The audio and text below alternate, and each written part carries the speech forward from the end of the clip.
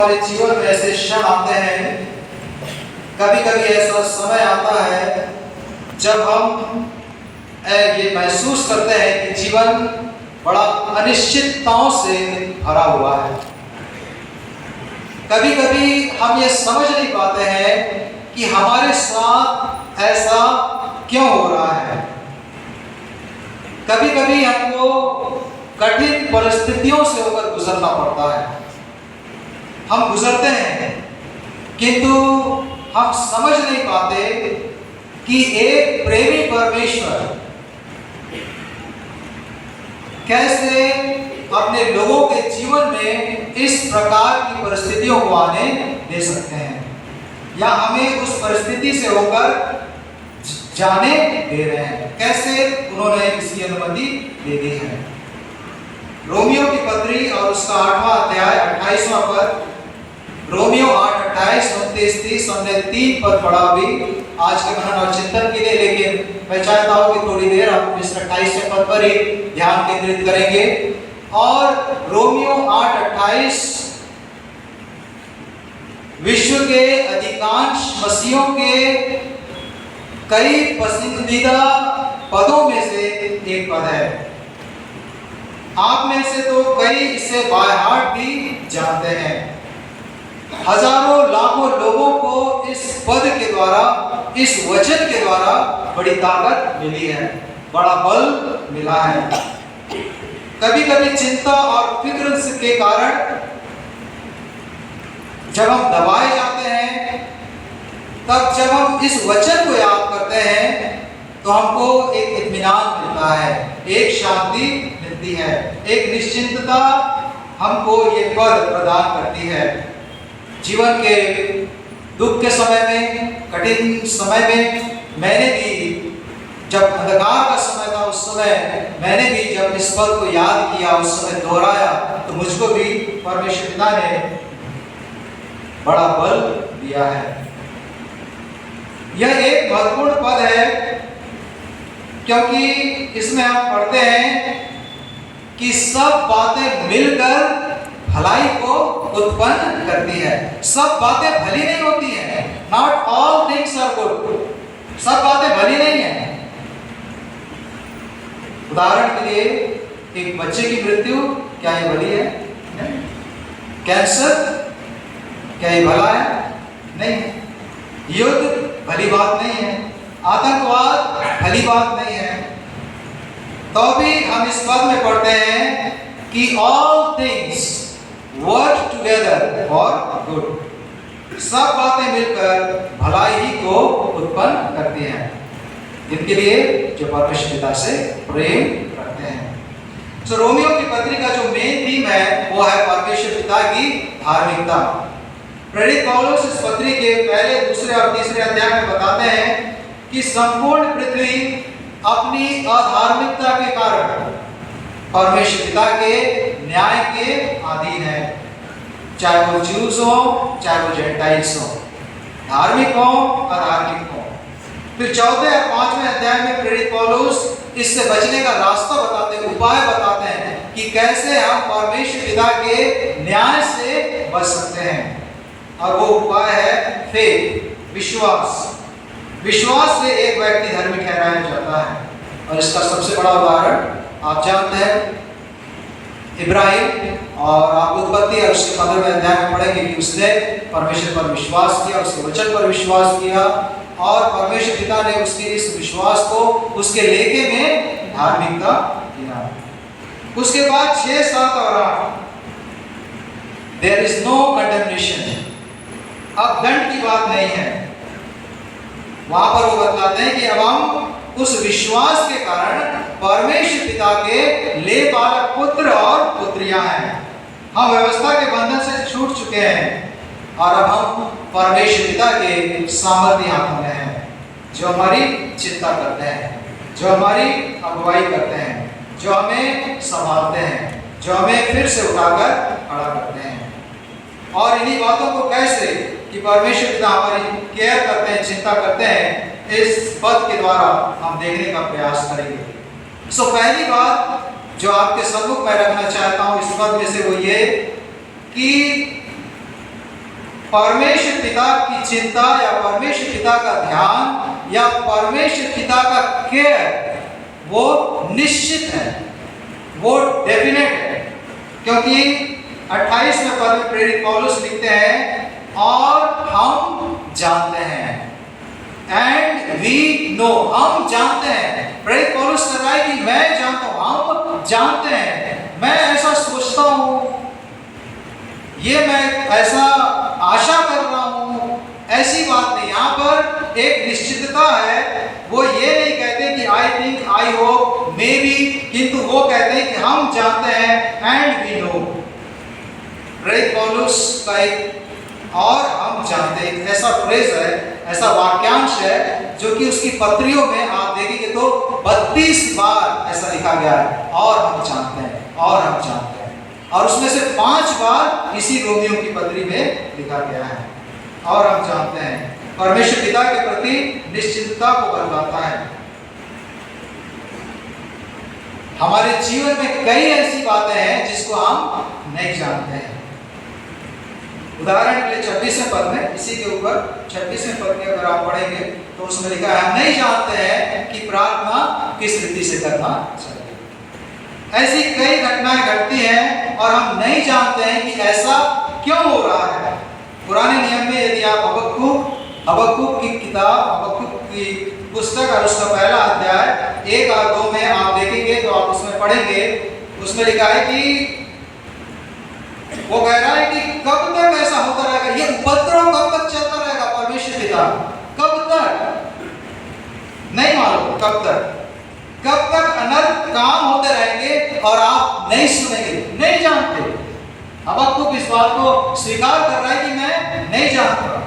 याकूब 4:14 में याकूब कहते हैं कि तुम नहीं जानते कि कल क्या होने वाला है। उत्पत्ति 27 और उसके दूसरे पद में इसहाक कहते हैं मैं नहीं जानता कि मेरी मृत्यु का दिन कब होगा। मरकुस 13:32-33 में प्रभु यीशु कहते हैं तुम नहीं जानते हो कि प्रभु के आने का समय क्या होगा। किंतु कुछ बातें हैं जिन्हें हम जानते हैं, बल्कि हमें जानना चाहिए, और उनमें से एक यह है कि परमेश्वर पिता हमसे प्रेम करते हैं।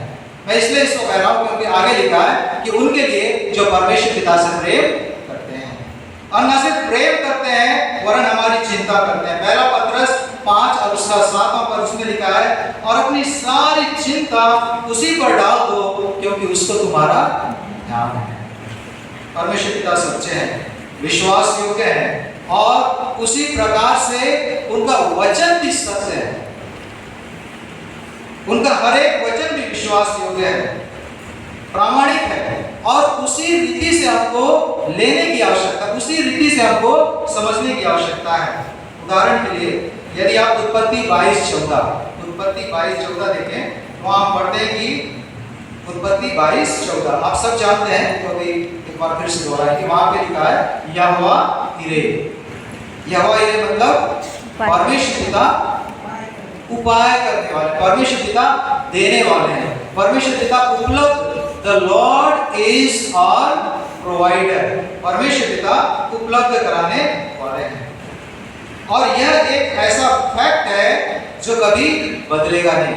सिचुएशन बदल सकता है, ये ऐसा नहीं कि नहीं मेरे पास, जब मेरे पास प्रचुरता से है तभी ये वचन सत्य है, जब मेरे पास नहीं है तो भी ये वचन सत्य है कि द लॉर्ड इज प्रोवाइडर। परमेश्वर यहोवा इरे, ये वाचा का वो नाम है जो कि कभी बदलेगा नहीं। कई बार ऐसा हो सकता है कि जब मेरे पास सब कुछ प्रचुरता से, बहुतायत से हो तभी मैं इसको कोट करूं, लेकिन उस समय भी मुझको कोट करना है जब मेरे पास कुछ भी नहीं है कि यहोवा देने वाला है, वो उपाय करेगा। एक और उदाहरण भजन संहिता 127:2, भजन संहिता 127:2 आप सब जानते हैं।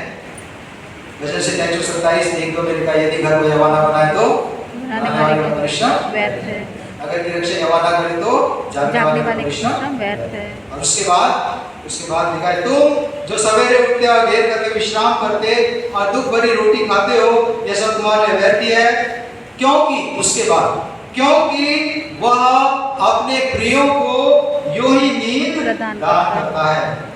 For he gives his beloved sleep, क्योंकि वो अपने प्रियों को यूं ही नींद दान करता है।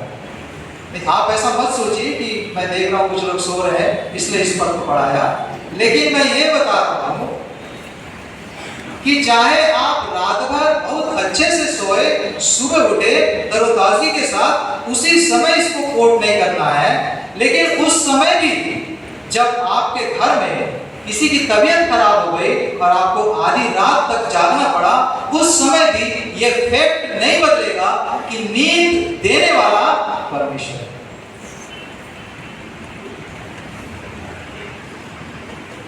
और इसके लिए कई बार ऐसा होता है कि मैंने इसके लिए इतना प्रार्थना किया है किंतु ऐसा नहीं हुआ है, मैंने इतना सोचा वैसा नहीं हुआ है, तो फिर क्यों कर मैं कह सकता हूं कि सब बातें मिलकर भलाई को उत्पन्न करती हैं। यह जरूरी नहीं है कि जैसे आप और मैं चाह रहे हैं वैसा ही हो। हमारे चाहने और न चाहने से परमेश्वर पिता का वचन बदल नहीं जाएगा। परमेश्वर पिता यशायाह 55:8-9, यशायाह 55:8-9।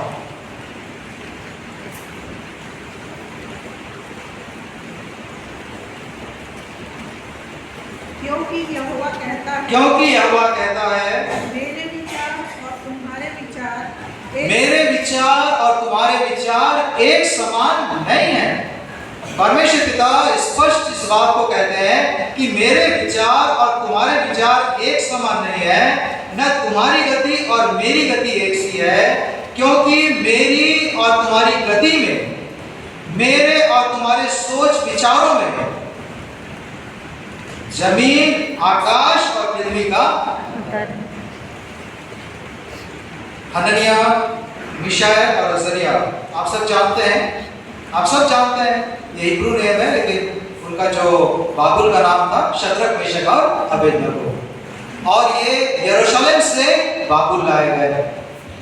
नबूकदनेस्सर जो राजा है उसने सोने की एक बहुत बड़ी मूरत बनाई और आज्ञा दी कि जब सब प्रकार के बाजों का शब्द सुनाई देगा, सबको, पूरी प्रजा को झुकना है, दंडवत करना है, और जो ऐसा नहीं करेगा वो कहाँ डाला जाएगा? आग के धधकते हुए भट्टे में डाल दिया जाएगा। और आप जानते हैं ये यहूदी हैं, ये कहते हैं कि नहीं, ये तो पूरी व्यवस्था में ये जो 10 आज्ञा है उसके कि तू अपने लिए, मुझे छोड़ दूसरों को ईश्वर करके ना मानना, तो अपने लिए कोई दूसरी मूर्ति खोदकर ना बनाना, ये उसका बिल्कुल उल्लंघन है, हम ऐसा नहीं करेंगे। और वो ऐसा नहीं करते हैं। नबूकदनेस्सर उनको सेकंड चांस देते हैं, एक और मौका दे रहा हूं, यदि तुम अब भी जब सब प्रकार की सारंगी और वीणा और शहनाई और तुरही ये सब का शब्द सुनोगे, अगर उस समय दंडवत करोगे उस मूरत को, तो तुमको मैं छोड़ दूंगा। लेकिन उनका उत्तर बहुत अच्छा है। यदि हम दानियल 3:16-17 शद्रक, मेशक और अबेदनगो ने राजा से कहा, हे नबूकदनेस्सर, इस विषय में तुझे उत्तर देने का हमें कुछ प्रयोजन नहीं जान पड़ता। इस विषय में तुझे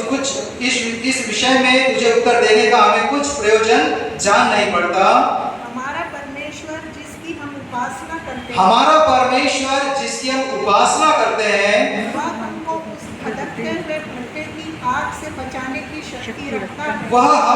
उस धधकते हुए भट्टे की आग से बचाने की शक्ति रखता है। ये वो कह रहे हैं कि नहीं, हमारा परमेश्वर जिनकी हम उपासना करते हैं वह हमको उस धधकते हुए भट्टे की आग से बचाने की सामर्थ्य, शक्ति रखता है, वरन हे राजा, वह हमें तेरे हाथ से भी छुड़ा सकता है। कोई स्थिति परिस्थिति कुछ भी हो जाए, लेकिन ये एक ऐसा फैक्ट है, यह एक ऐसा सत्य है कि वो हमारा वो परमेश्वर है जो कि हमको तुम्हारे हाथ से उस धधकते हुए भट्टे की आग से बचाने की शक्ति रखता है और आपके हाथ से हमको छुड़ा भी सकता है। और यदि वैसा नहीं हुआ, यदि परमेश्वर पिता ने वैसा न चाहा, तो भी हम इस बात को दृढ़ता से कहते हैं कि हम तेरे देवता की उपासना नहीं करेंगे, हम तेरी खड़ी कराई हुई सोने की मूरत को दंडवत नहीं करेंगे। और जब वे धधकते हुए भट्टे में डाले गए, परमेश्वर पिता ने अद्भुत रीति से उनको बचाया। यह एक अद्भुत गवाही बन गई। ये बात इस भलाई को उत्पन्न करी कि सारा देश यहोवा को जानने लगा। इससे पहले आप देखते हैं कि नहीं, जो राजा है वो अगेंस्ट में है, जो गवर्नमेंट है वो अगेंस्ट में है, जो उसके लोग हैं, जो ऑफिशियल्स हैं वो अगेंस्ट में है। लेकिन उसके बाद हम देखते हैं कि यहाँ पर स्थिति परिवर्तित हो गई है। वो सब सच्चे प्रभु को जानते हैं। यदि हम उत्पत्ति 50:20 उसमें आप पढ़ेंगे, उसमें लिखा है, यद्यपि तुम लोगों ने मेरे लिए बुराई का विचार किया था, परंतु परमेश्वर ने उसी बात में भलाई का विचार किया। आप जानते हैं यूसुफ को, आप सब जानते हैं, जितने हम सब जो आप बाइबल पढ़ते हैं, जो संडे स्कूल जाते हैं, एमबीवाई जाते हैं, प्रार्थना आराधना में जाते हैं, कितनी बार यूसुफ की बात हमको बताई गई है। उसके भाइयों ने उसको धोखा दे दिया, बेच दिया, गड्ढे में डाल दिया, झूठे इल्जाम उसके ऊपर लग गए। वो बंदी गृह में कितने सालों तक था, बहुत सालों तक। लेकिन अंत में परमेश्वर पिता ने उसको मिस्र जैसे देश का प्रधानमंत्री बनाया। सब बात उसके लिए मिलकर किसको उत्पन्न की? भलाई को। लेकिन ये बात, एक और बात इसके साथ में जोड़ूंगा, उसके बाद हम समाप्त करेंगे याद रखने के लिए, कि ये बात उनके लिए है जो परमेश्वर पिता से प्रेम करते हैं। और हम जानते हैं कि जो लोग परमेश्वर पिता से प्रेम रखते हैं, उनके लिए सब बातें मिलकर भलाई को उत्पन्न करती हैं। सो परमेश्वर पिता से कौन लोग प्रेम रखते हैं? क्या मैं परमेश्वर पिता से प्रेम करता हूं? परमेश्वर पिता से प्रेम करने वाले लोगों की निशानी क्या है? उनके लक्षण क्या, कैरेक्टरिस्टिक्स क्या है?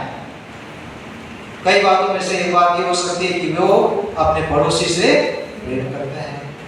जो परमेश्वर पिता से प्रेम करते हैं वो अपने पड़ोसी से प्रेम करते हैं। वो अपने पड़ोसी से ईर्ष्या नहीं करते, वे अपने पड़ोसी को नीचा नहीं दिखाते, वे अपने पड़ोसी के दुख और तकलीफ से खुश नहीं होते,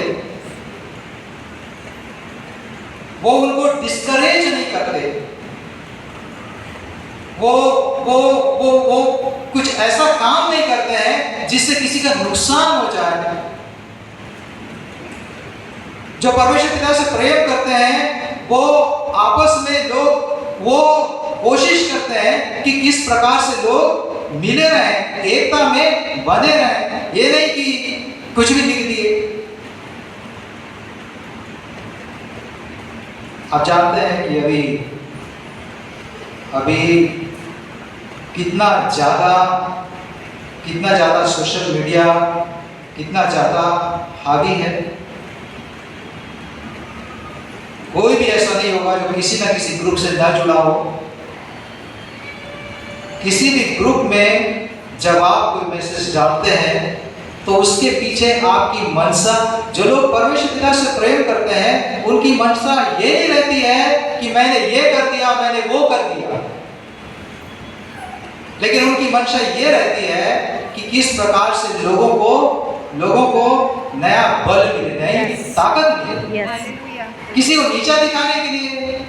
कई बार मैं पढ़ता हूँ, मुझको बड़ा दुख होता है। वो ऐसा लिखते हैं जैसे कि उन्हीं को सब आता है, वही सब जानते हैं, वही सब कर सकते हैं। हमको इन बातों से बचने की आवश्यकता है। यदि हम चाहते हैं, यदि मैं चाहता हूँ कि सब बातें मिलकर हमारी कलीसिया के लिए भलाई को उत्पन्न करें। आप अच्छे वचन डालते हैं, परमेश्वर पिता आपको बड़ी आशीष दें। आप हमको देशभक्ति के लिए प्रेरित करते हैं, परमेश्वर पिता आपको बड़ी आशीष दें।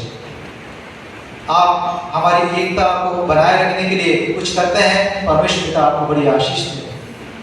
लेकिन ये इस बात की निशानी कतई नहीं है जो किसी को किसी प्रकार से भी नीचे दिखाने वाली बात हम उसमें लिखें या कहें या उसको हम फैलाएं।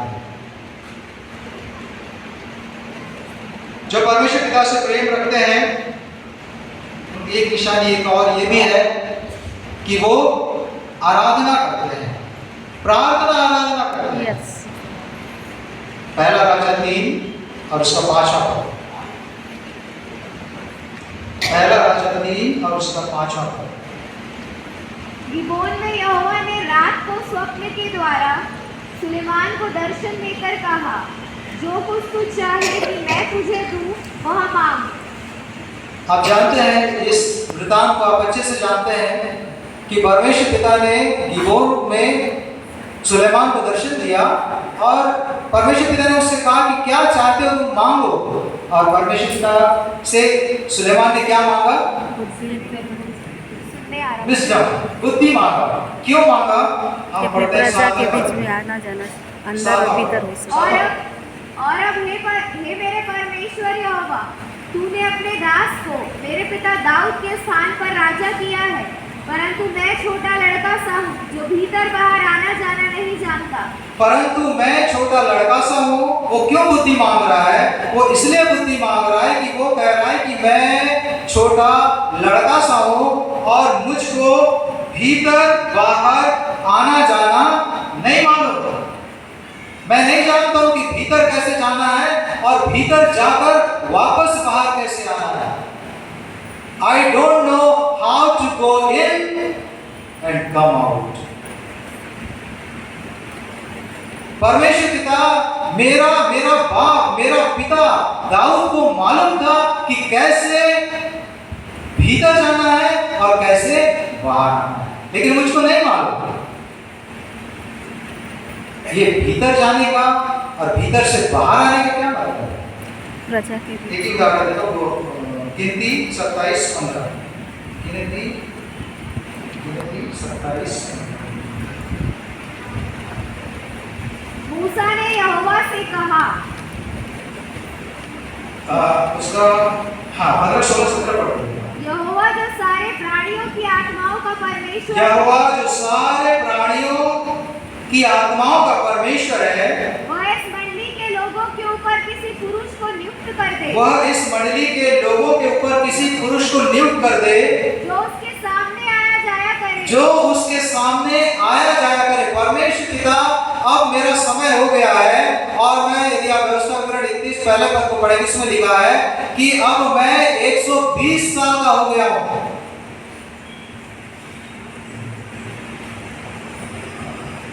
आप, ऐसा नहीं बोल रहा कि 120 साल में आप लोगों को रिटायर कर दिए। मैं 120 साल का हो गया हूं और अब मैं, हिंदी में तो ऐसा लिखा है आने जाने में मैं असमर्थ हूं, लेकिन आप उसके ओरिजिनल को पढ़ेंगे तो उसमें लिखा है कि अब मैं जाने और आने में असमर्थ हूं। और यहाँ पर वो परमेश्वर पिता से प्रार्थना करके कहते हैं कि हे परमेश्वर, अब इस मंडली के लोगों के ऊपर किसी पुरुष को आप नियुक्त कर दीजिए। बस एक बात है उसमें कि वो लोगों के सामने आया जाया करे और उनका निकालने और बैठाने वाला हो, जिससे कि यहोवा की मंडली बिना चरवाहे की भेड़ बकरियों के समान न रहे। भीतर जाने का अर्थ परमेश्वर पिता के पास जाना है। बाहर आने का अर्थ परमेश्वर पिता के संदेश को लेकर गवाही के लिए बाहर आना है। आपको मालूम है, जब भी वो युद्ध में विजय होते थे, वो पहले जाते थे और सबसे पहले भीतर जाते थे, परमेश्वर पिता की आराधना करते थे, परमेश्वर पिता को बलिदान चढ़ाते थे और तब परमेश्वर पिता अपना संदेश उनको देते थे और वो एक गवाह के रूप में बाहर आते थे। एक गवाही यह है कि लोग जाने कि एकमात्र परमेश्वर कौन है, यहाँ तक कि दूसरे जगह के लोग भी, राहाब का नाम आप जानते हैं, वो कहते हैं कि हमने तुम्हारे परमेश्वर का नाम सुना है और हम सब डर के मारे हम पिघल गए हैं। तो जब हम परमेश्वर पिता, राजा सुलेमान कहता है कि मुझे बुद्धि इसलिए ही चाहिए कि मैं नहीं जानता हूँ कि कैसे जाना है, कैसे आना है। बाद में जब उसको मालूम हुआ तब वो एक महत्वपूर्ण बात दिखता है। समुपदेशक 5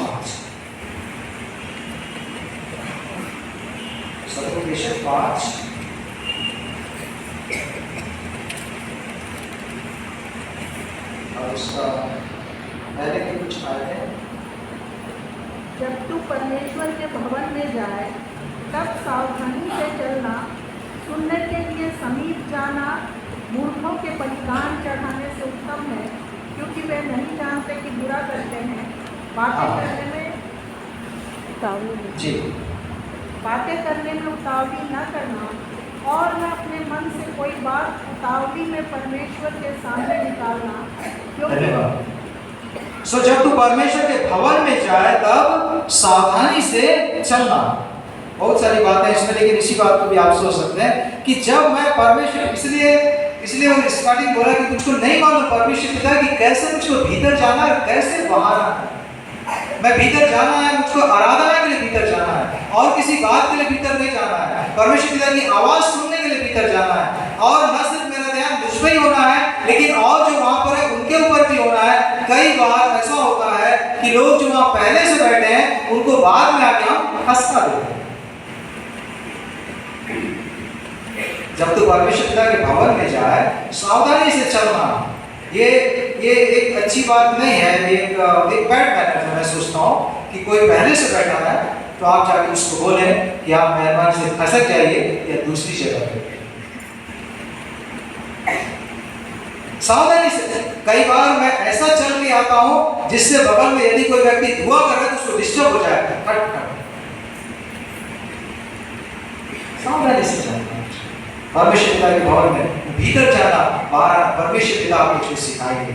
और भीतर जाना और बाहर आना एक विश्वासी के जीवन में एक महत्वपूर्ण बात है, क्योंकि भीतर आएगा, सही रीति से भीतर आएगा, सही रीति से वो इक्विप्ड होगा, सही रीति से उसको शक्ति और सामर्थ्य मिलेगी, और उसके बल पे वो बाहर जाकर अब आपके पास पूरे हफ्ता भर अपने जीवन के द्वारा गवाही देने का समय है। हालेलुया। लेकिन जब आप आएंगे और जाएंगे, यदि आप रेफरेंस आप जानते हैं, एक जगह ऐसा लिखा है वचन में, प्रकाश भाई मेरी मदद कर सकते हैं, जहाँ पे ऐसा लिखा है कि यहोवा दाऊद के साथ रहता था, लेकिन शाऊल से उसका आत्मा उठ गया था। उसका आत्मा दाऊद के साथ था, दाऊद उसके अगेंस्ट था, लेकिन वो लोगों के सामने आया जाया करता था और सब लोग उससे प्रसन्न थे। क्यों? क्योंकि वो परमेश्वर की उपस्थिति से बाहर गया, परमेश्वर पिता की उपस्थिति में बाहर आ रहा है, इसलिए लोग उससे प्रसन्न है। लेकिन राजा शाऊल परमेश्वर पिता की उपस्थिति में नहीं है, और इसलिए वो उसके अगेंस्ट में है जो परमेश्वर पिता की उपस्थिति में। सो जो लोग परमेश्वर पिता से प्रेम करते हैं, जो लोग परमेश्वर पिता से प्रेम करते हैं, वो अपने पड़ोसी से प्रेम करते हैं। जो लोग परमेश्वर पिता से प्रेम करते हैं वो लोग परमेश्वर पिता की आराधना स्तुति करते हैं।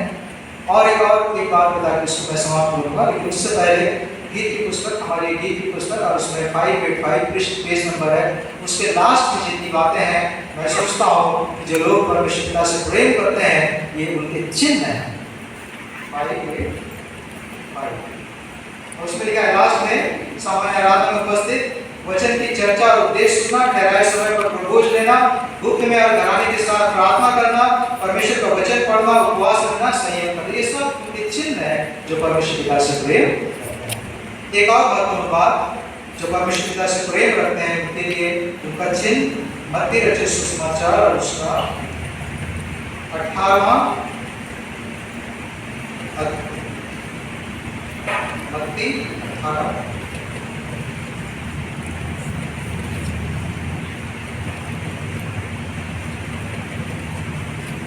मत्ती 18 और उसके 21 से, मत्ती 18:21 से, तब पतरस ने पास आकर उससे कहा, हे प्रभु, यदि मेरा भाई अपराध करता रहे तो कितनी बार उसे क्षमा करूं, क्या 7 बार तक? आप सब इस वृत्तांत को जानते हैं।